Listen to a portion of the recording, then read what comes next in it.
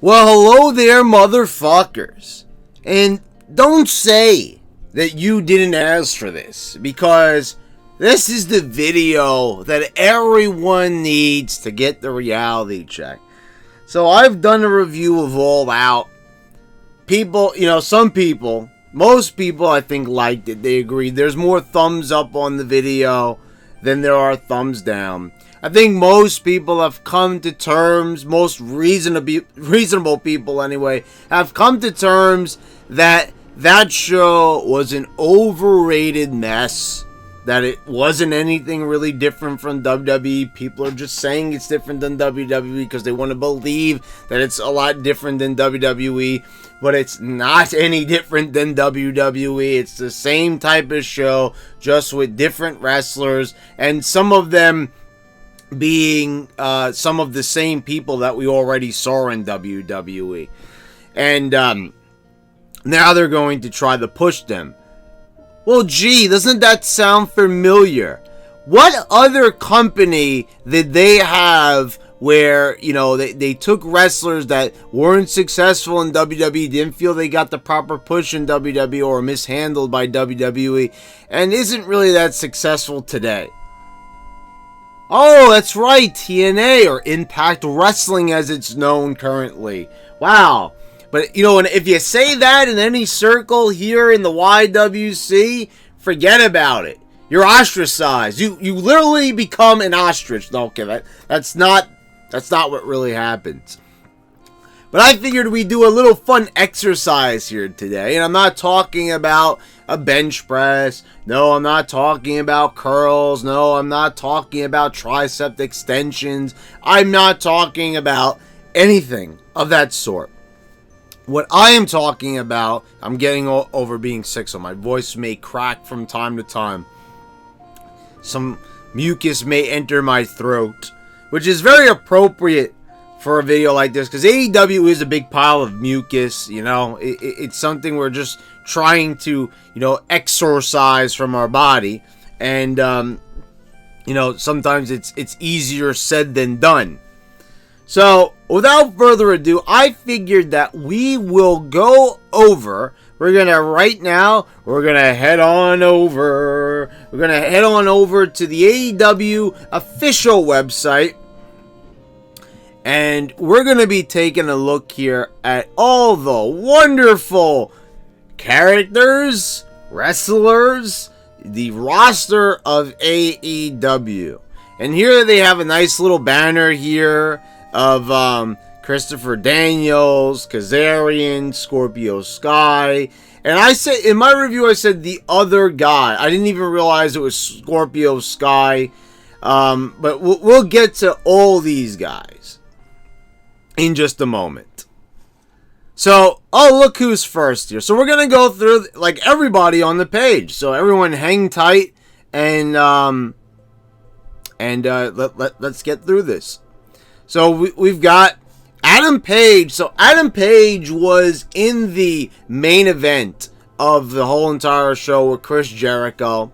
Now, Chris Jericho, that was a great choice for a first champion, to lead off AEW. They could have went with one of these new guys, and they would have ended up being in worse trouble than they will certainly be in the future. But they picked Chris Jericho, which is a good idea. The most charismatic guy. He's on the internet. He's pushing hard on Instagram. He's pushing as hard as he can to be, considered something of note. He's trying to bring out the notoriety of the championship and of the company and in himself. And he's a brilliant promoter. He's doing an outstanding job doing this.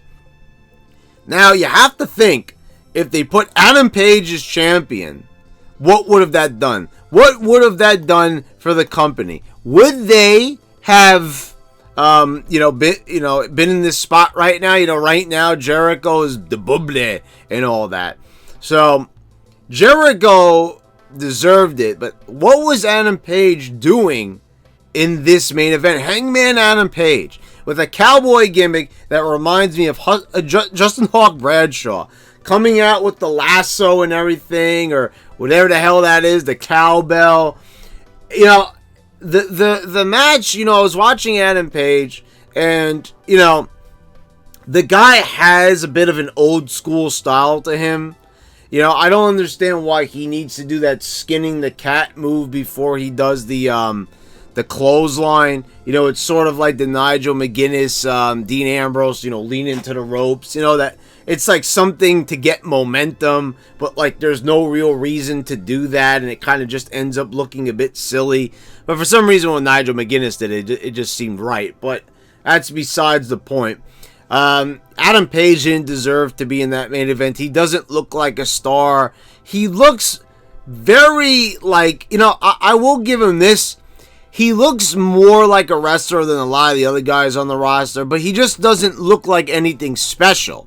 He kind of looks like a mid-carder I would have expected to see in circa 1995, 1996 WWE. You know what I'm saying? Angelico, I don't know who this guy is, but he just looks dislikable. Let's you can't even click these profiles. That's the thing. Like, look at this. Why can you like highlight it but you can't click it? Like, who is this guy? Brandon Cutler. I don't know, but he looks kind of like a younger Christopher Daniels. Like look, here's Christopher Daniels, and then here's Brandon Cutler.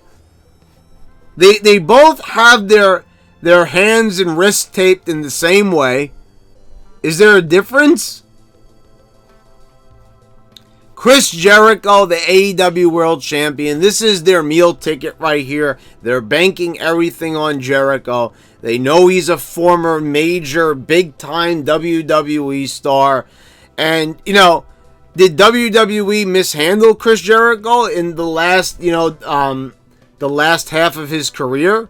Yeah, they did. I mean, you think about how they handled Jericho, you know, in 2013, in 2014, 15, you know, all the way up until the guy left. You know, people say like, oh, what a wonderful storyline that was with Kevin Owens. I thought that was a really terrible storyline. I thought that wasn't enjoyable in the least bit. I expect way more out of Chris Jericho. It's because I refuse to lower my standards like the rest of the YWC, IWC crowd. I'm sorry, but I don't like treating Chris Jericho as just another indie guy. So at least I will give AEW this. They do recognize greatness in Chris Jericho. They made the wise choice by not picking this goof as the first champion and going with Jericho.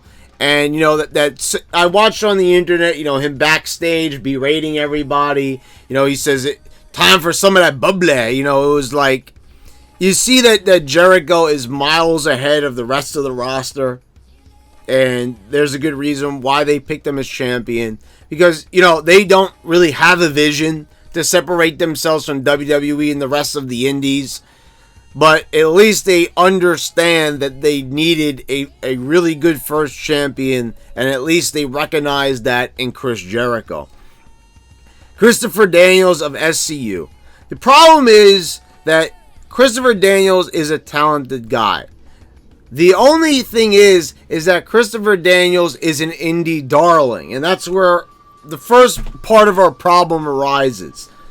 Is that Christopher Daniels has been wrestling in failed company after failed company to the point where he basically represents that. You know what I mean? I mean, this guy has been in every single company that has been hot or hot by indie standards. Like, let's just get this straight, guys. Like, to say that something was hot or something was on fire, it would have had to really been at something of the level of the Attitude Era or 80s of WWE, WWF. You know, you can't just say that Ring of Honor was on fire at one point. It was from an indie perspective. So Christopher Daniels was somewhat of a big deal in TNA. He got really angry when Vince Russo didn't want to push him because Christopher Daniels has a big ego. Christopher Daniels thinks he's more than what he is. And there's a reason why he didn't make it into WWE. Can you believe And I said this time and time again. People always complain about this, but the guys on What Culture love this idea. And it was a real thing. At one point, Russo and McMahon were thinking about bringing in Christopher Daniels as the higher power for The Undertaker. And, they had a bunch of ideas. It was going to be, they were saying it was going to be Jake the Snake Roberts. They toyed around with Christopher Daniels, and then it ended up being McMahon because they couldn't find anyone, that was a big enough star. So that was a last-minute change. Can you imagine if it ended up being Christopher Daniels? Can you imagine if they ended up, the Ministry of Darkness ended up taking orders from a guy the size of Christopher Daniels? The Undertaker is 6'10", 326 pounds. Then you've got Christopher Daniels, who's, what is he, 5'10" at the most, 5'9" maybe? And he's like 200 pounds? So was The Undertaker going to take orders from Christopher Daniels? Now, I get it, he's the fallen angel, and that was the thing. But can you imagine in 1999 if they decided to go with Christopher Daniels as the higher power? If you're not an indie mark, I think you could see where I'm coming from on that one, don't you? Chuck Taylor, after seeing this guy as the best friends, he's with that guy Trent, who I'm still not sure if he's Trent Beretta or not. Then they're basically copying Billy Gunn and Chuck Palumbo. SEMA, I don't know who this guy is. I'm going to assume he's from All Japan or New Japan or something like that. Cody Rhodes. Oh, God, do we really have to talk about this guy again? Okay, so, let me give you the abridged version. Cody Rhodes, Cody. Just Cody. Cody is someone that thinks he's more than what he is. Also, it's very coincidental that he's right below Christopher Daniels. But actually, I would put Cody above Christopher Daniels and put Christopher Daniels down here because I think Cody Rhodes has a bit more worth due to him being a Rhodes. The guy is, he's talented. There were a few times when he did try to do his gimmick, when he was supposed to be, Cody Rhodes, and he was supposed to be like disfigured due to Rey Mysterio breaking his nose with the 619 and the paper bags.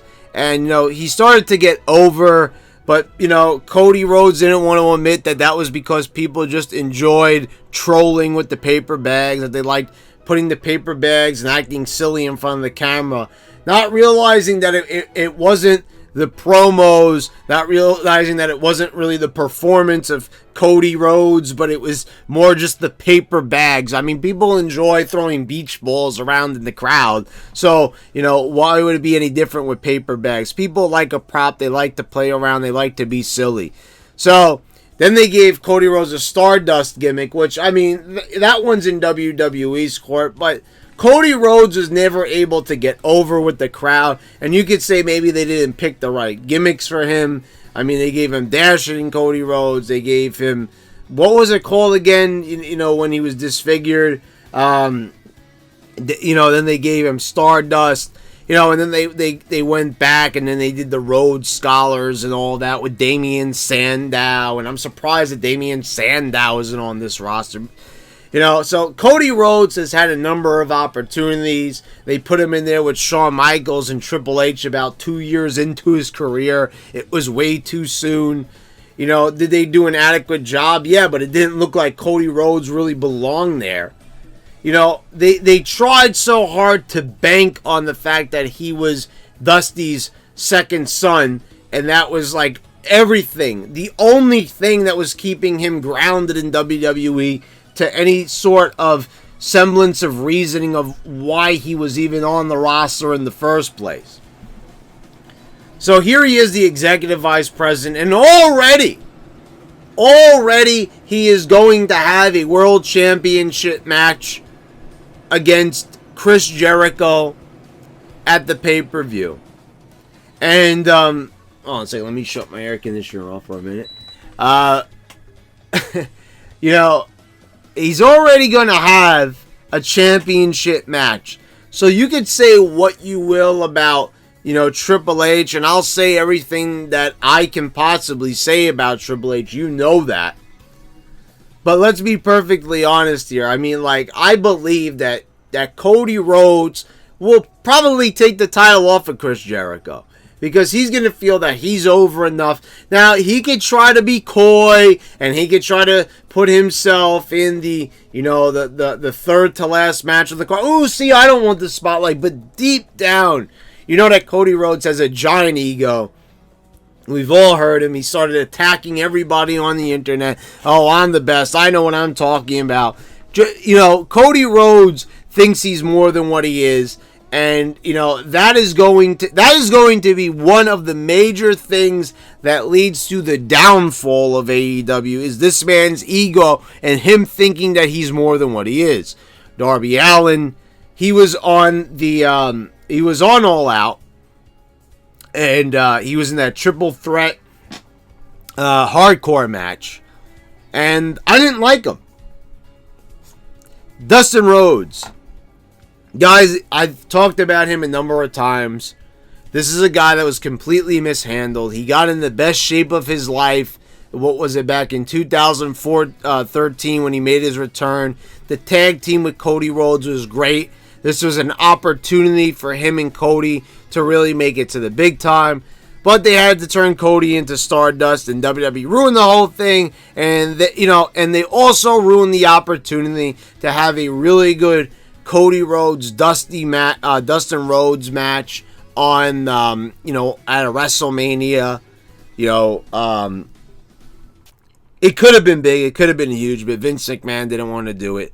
So they did it on the last pay-per-view that they had, and, it didn't mean anything. Well, not the last pay-per-view they had, but what was the show that they did it on? I don't even remember the name of it, but the other AEW pay-per-view that they did, and, it wasn't good. It wasn't good.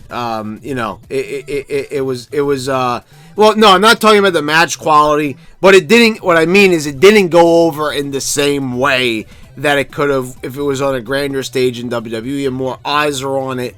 I'm sorry to say that people say, oh, you're a WWE fan. No, I'm just saying, just think about this for a moment. You know what I'm saying? With Stone Cold and The Rock, with that match of being considered the classic it was at WrestleMania 17, if it took place, in another company or in another venue, probably not.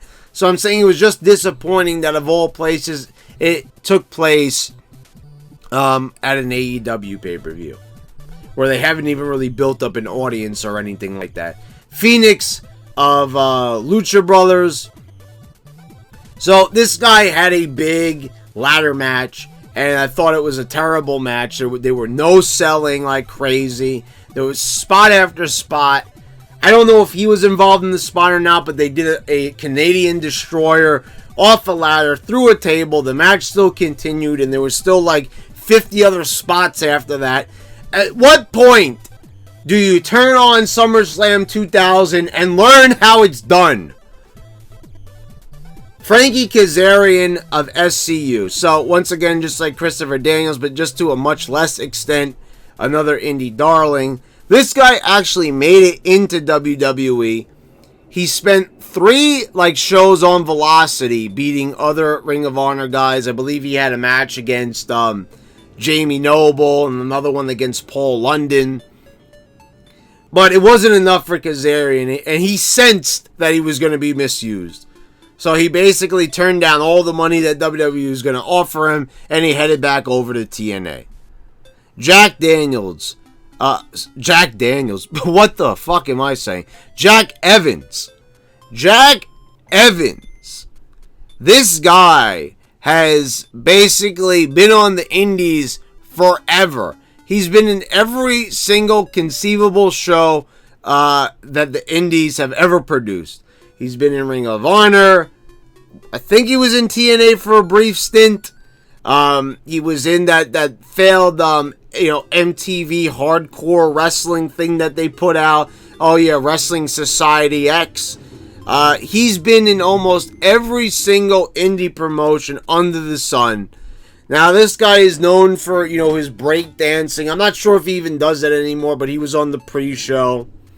And, Jack Daniels, I keep calling him Jack Daniels. Maybe that's a better name than Jack Evans.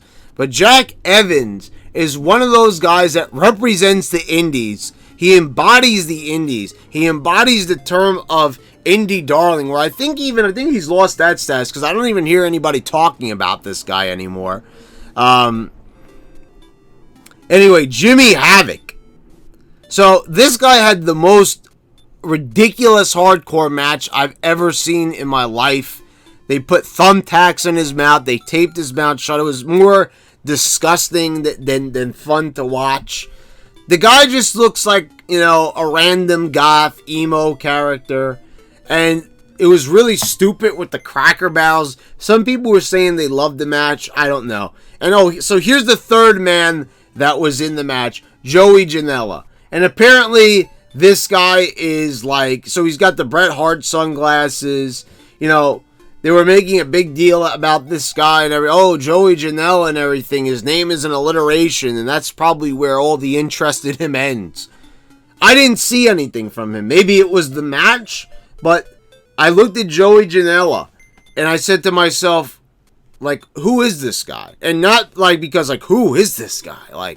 Wow, the first time you ever laid eyes on, The Undertaker or something like that. No, I mean, who the hell is this guy? How did he wind up in this company? And how are they viewing this guy as a star? Jon Moxley, so he got injured. He couldn't make it into the match against Kenny Omega. So, but we're going to talk about who they swapped him in. So, Jon Moxley.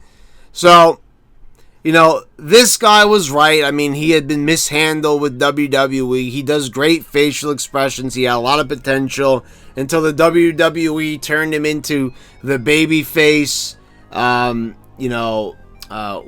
lunatic fringe. And it was probably one of the most mishandled characters of all time.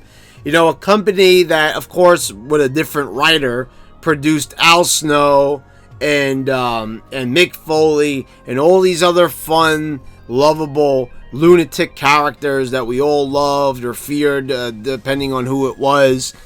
But Jon Moxley, Dean Ambrose was probably one of the most mishandled stars of all time with that type of gimmick. Then they turned him heel, and then that was probably one of the most mishandled heel turns of all time. And then he went back to being face in record-setting fashion. Jon Moxley became the victim of Seth Rollins, basically. They didn't want to put Moxley over Seth too many times because the following year, look what happened. It's the Seth Rollins show. Seth Rollins is going to be our next Shawn Michaels. It was pathetic. It was horrible. It was probably one of the worst, periods in WWE history. Watching, Jon Moxley, Dean Ambrose come out there with a gas mask on and tell the people that they stink and that he's getting sick to his stomach over their body odor. Jungle Boy, this guy was in the opening match of All Out. The stuff I saw at Luchasaurus was pretty entertaining, who he's, right above. Kenny Omega. Kenny Omega may very well be the most overrated wrestler I have ever seen in my entire life. Now, does the guy kind of look like something? Yeah, I'll say that. The gun things. Of course, this is not Cactus Jack. But, Kenny Omega, the Cleaner, is that really his nickname? One of the executive vice presidents. So this guy can basically do whatever he wants with his character. Let's keep that in mind. Executive vice president also means that this guy can do whatever the hell he wants with creative. So all I saw in his match with Neville at All Out was a guy that just basically does a bunch of spots. He's a spot monkey, but people don't want to admit that he's a genius in the ring, to the point that even JR was questioning his wrestling, even though the commentary is kayfabe. Still, Kenny Omega was getting criticized by JR. I mean, because the thing is, because the guy spent a lot of time in New Japan Pro Wrestling, people feel like that this guy knows his stuff. I guarantee you put him in a ring with, a more experienced star, Kenny Omega is not going to look as good. Like, I'm just going to say this, and it's going to annoy a lot of people. Put him in a ring with a John Cena, and you will see quite the difference there. Now, of course, people go say, Kenny Omega, he kicked John Cena's ass. Of course, you know, that's the usual response. Kip Sabian, look at the jacket and everything. All I can think of here is Chris Sabin. Oh, wait a minute, is it Kip Sabian? Yeah, okay.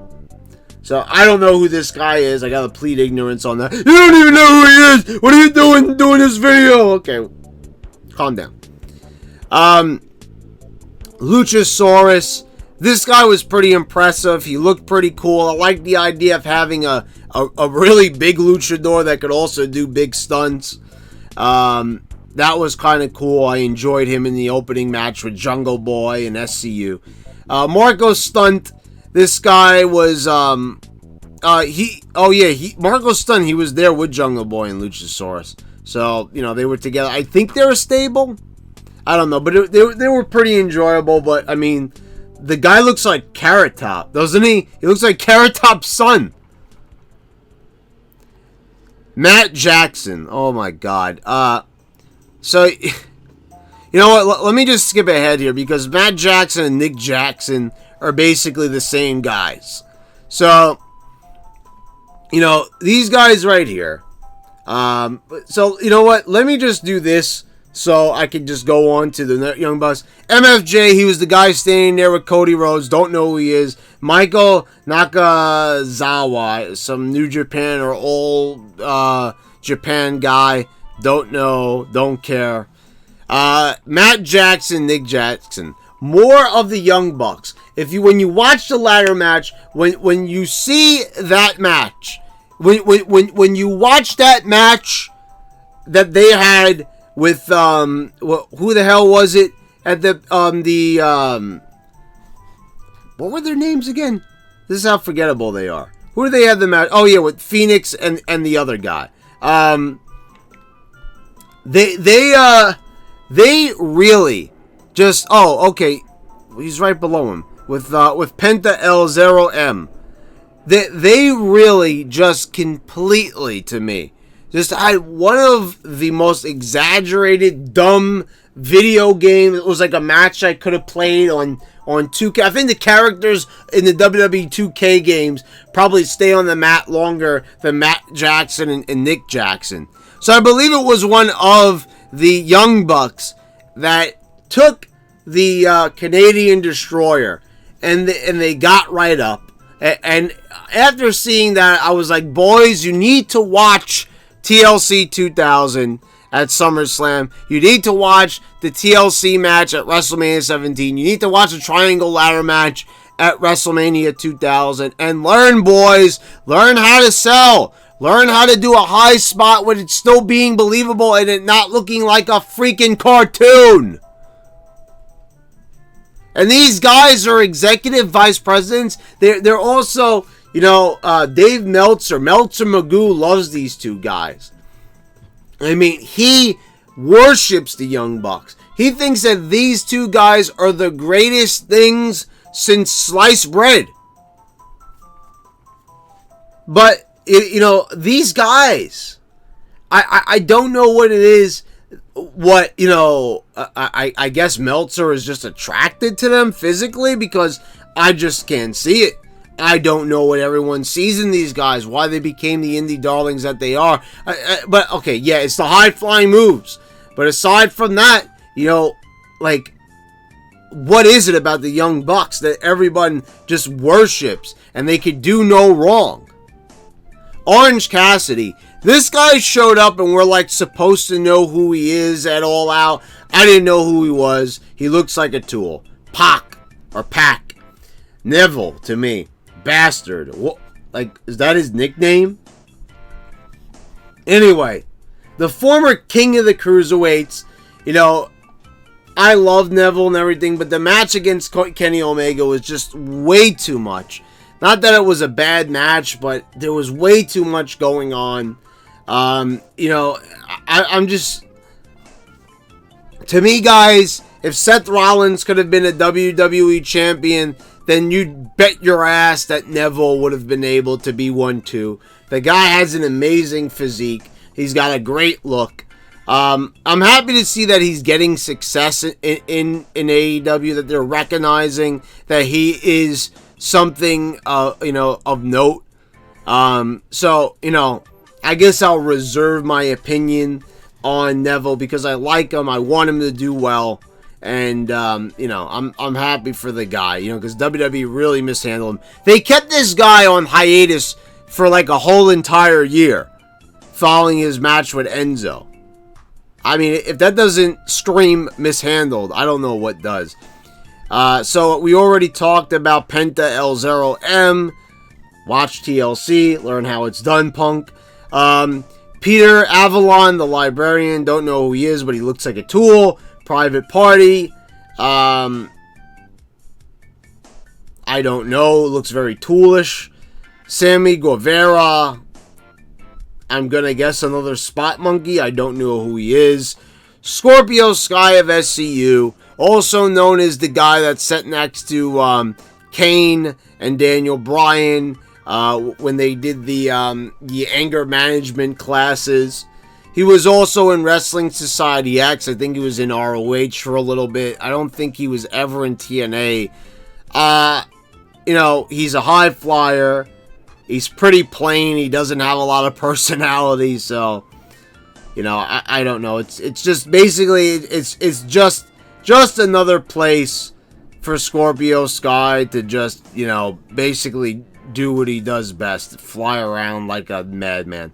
Shawn Spears. The perfect 10 back in WWE.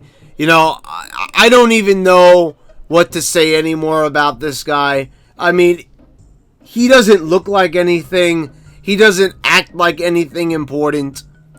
And for some reason, they were making a big deal about him. He did this chair shot to Cody Rhodes that, people said was completely foolish. That they shouldn't be doing chair shots like that anymore. Thing is, I'm not mad at Shawn Spears about that. But Shawn Spears is one of those guys that thinks he's more than what he is. He was nothing in WWE. Besides the perfect 10 thing, people said that this made him great. And everyone thought that, he should have, beat AJ Styles for the U.S. title and all that. They all expected that Shawn Spears be something amazing. And he's probably the definition of a WWE reject. And I don't really understand why everyone flocks to this guy and thinks that he's something amazing when he really isn't. I saw him in there against Cody Rhodes, and I'm like, am I watching a match on Velocity here? Am I watching a match on Superstars here? Come on. This is not main event stuff here. This is not a match that should be booked to be the third to last match on a card that's supposed to be the great alternative to WWE. Sonny Kiss. This was a very controversial transgender character. I feel like this is just as a gimmick, just to get some type of notoriety, to get a reaction from the crowds and from the media. So, I'm not going to even talk about this. The Dark Order, you've got one fat dude and one guy that, he looks plain as hell. I saw these guys, and believe it or not, they're a bunch of spot monkeys. They were against the Best Friends, Chuck Taylor and Trent, who's over here. So I guess I'll group in Trent. This Trent, I think that this is Trent Beretta, but I'm not sure. It looks like him. So I think it's Trent Beretta. He was part of the Dude Busters with whatever the hell the other guy's name was. Oh, Kalen Croft. If anybody remembers those guys. So anyway, they had this match. It was like a 20-minute match with 1,000 false finishes, and it sucked. It was the most overrated thing I had seen in my life. People said that it was I think most people said that it was the worst match on the card, but I think some people liked it. But man, I mean, this match here, it's who is even going to care about it to begin with? I mean, this guy is just a big Chumbawamba. I mean, what is this? This is 2019, and we're still seeing characters like that. So here we go. I mean, we've got the women here. So Awesome Kong, I'm happy to see her. I don't know any of these other girls. Brandy Rhodes. Brandy Rhodes is going to be like the Stephanie McMahon of AEW. She's totally unlikable.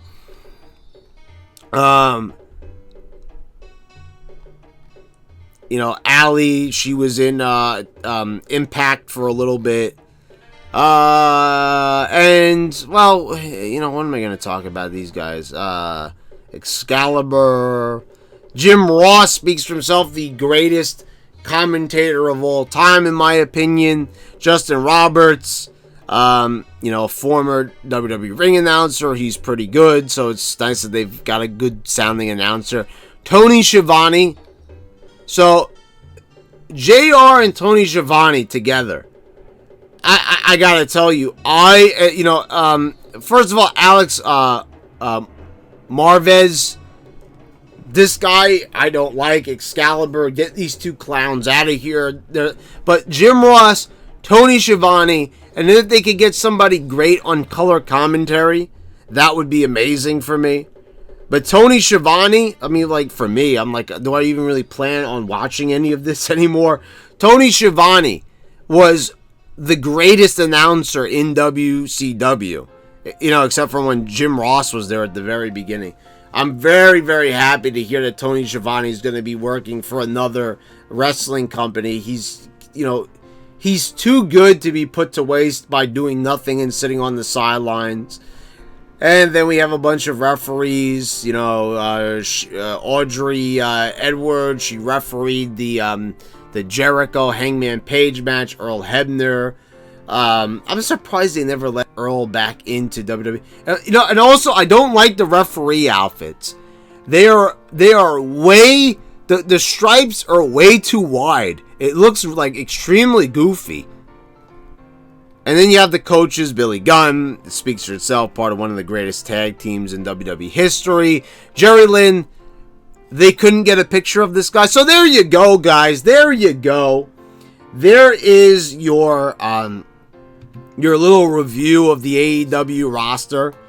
I hope you all enjoyed it. You know, you sat through that to hear my opinion on everybody. So, you know, I don't have a solid opinion on a lot of people. There's some people I never even heard of. But the people I did and the people I've seen on the pay-per-views, I gave my comments on. So I hope you all enjoyed that. And guys, thank you for watching. And please subscribe if you haven't already. Click the bell so you get all the notifications when I post on my new videos. Go follow me on Twitch. It's twitch.tv/TheBradRulesLive. And guys, I'll see you next time.